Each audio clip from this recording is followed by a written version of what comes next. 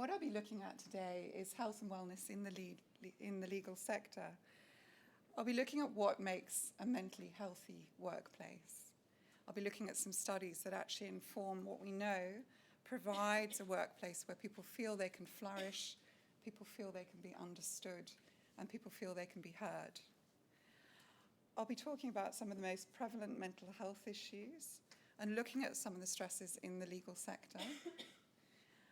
We'll talk about stress, what it is, how it affects you physically, how it affects you mentally. And we'll be looking at spotting signs of stress in yourself, and also probably as importantly in today's talk, spotting signs of stress in colleagues and what you can actually do to kind of assist them through that in a way that helps them rather than minimizes them. So first of all, stress. There are two types of stress. One you'd love to be in. It's called eustress.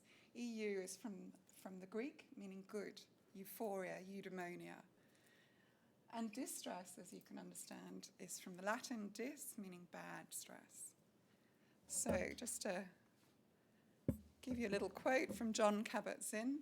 He's actually the god of positive psychology and very influential in the type of psychology we practice now. So the type of psychology Kabat-Zinn talks about is what we'll all go through, what we'll all face on a day-to-day basis, those little humps in the road, and gives us some perspective on how to deal with it. So he says the level of stress you experience depends on how you interpret things.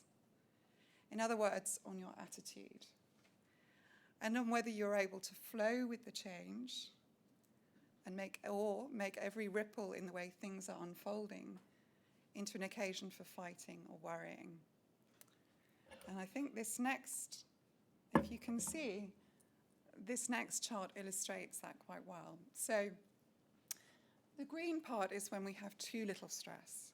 And we know that when we have clients that aren't stimulated, aren't feeling engaged in aspects of their life, they are actually quite prone to depression. They're quite prone to anxiety. So we need to find engagement for those clients, passion, understand what it is where they feel strong. That gets them into that beautiful yellow zone, the eustress, where they've got an optimal level of stress. This is when you are in your state of flow. You're functioning at your best. You're thinking really clearly. You're making decisions quickly. You're actually being as effective as you will ever be. And you'll all know that feeling.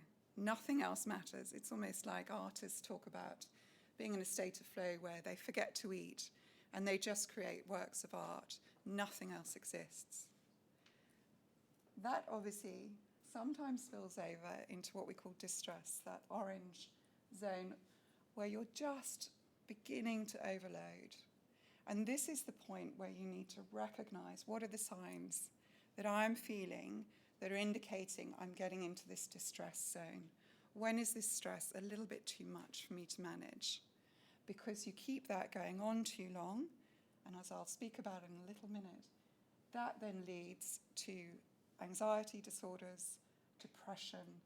Ongoing stress has an enormous effect on our health and our well-being, and can lead to points, as Anne was saying, breakdown, where you might feel you need to step away from the workforce or have a complete change of career.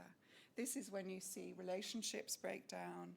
This is when you see people really begin to lose self-confidence and grind to a halt.